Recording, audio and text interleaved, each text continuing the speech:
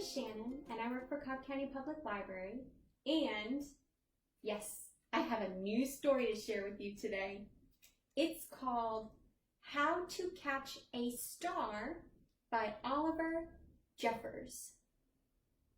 Do you think you can catch a star? I think this boy thinks that he can. Let's see if he does it. How to catch a star. Once there was a boy, and the boy loved stars very much.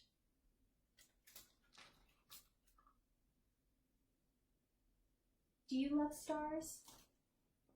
I do too. Every night the boy watched the stars from his window and wished he had one of his very own.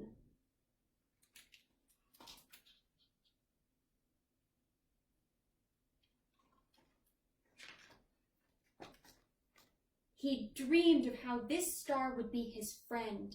They would play hide and go seek and take long walks together. Can you do that with a star? Maybe only in your imagination. The boy decided he would try to catch one. He thought that getting up early in the morning would be best, because then the star would be tired from being up in the sky all night. The next day he set out at sunrise, but he could not see a star anywhere. So he sat down and waited for one to appear.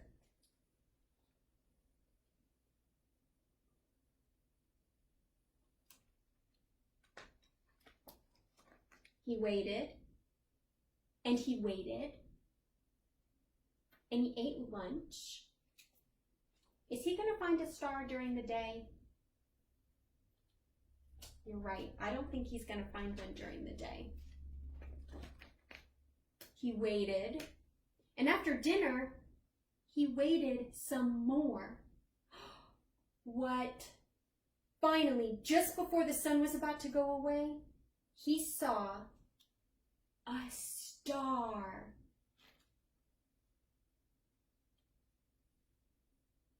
I thought he wasn't going to find one, but he waited until the sun went down and he found one.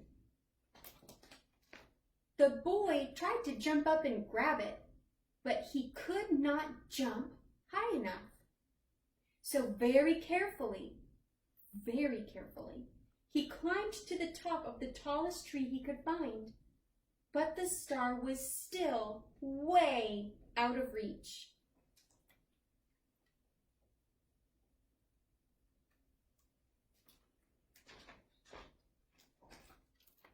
He thought he might lasso the star with the life preserver from his father's boat, but it was much too heavy for him to carry. That was a good plan, though. Do you think that would have worked? Can he throw it all the way into space to catch a star? Maybe just in his imagination. If only he could fly up in a spaceship and just grab the star. But the only spaceship he owned was made of paper, and it didn't fly well at all. Now that was a really good plan, because a spaceship can get all the way to space.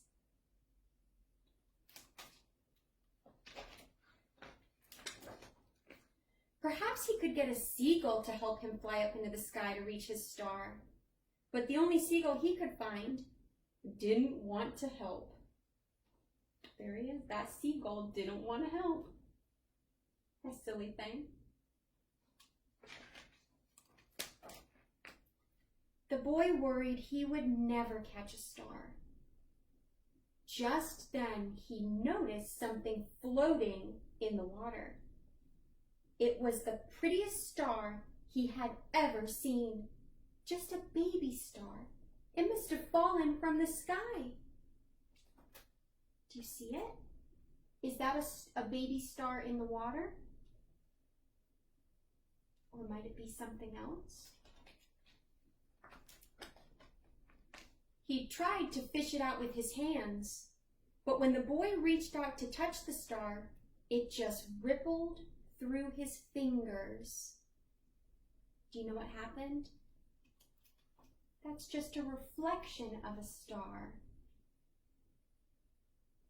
It's not the real star, it's the reflection. Now the boy was sad, but in his heart, the wish just wouldn't give up. Slowly, he began walking home. Do you see anything special happening? What is it? And that's when he saw it, washed up on the bright golden sand. Whoa, what is that? The boy had caught a star of his very own. Are they taking a walk on the beach? I love it. The end. You see that? Is he reading his star book? Thank you so much for sharing that story with me today. If you could catch a star, would you want to? Do you think you would like to have a star for a friend? Yeah, that might be kind of cool. But I think, just like we saw in this book, that it would be very difficult to catch a star. But we can always catch a star in our imaginations. And we can think about all the fun things we would do if we had a star for a friend. I think the first thing I would want to do if I had a star for a friend, I think I would want to read them this book. Wouldn't that be fun? Well, thank you for sharing this story with me, and I hope you have a great rest of the day, and I will see you next time.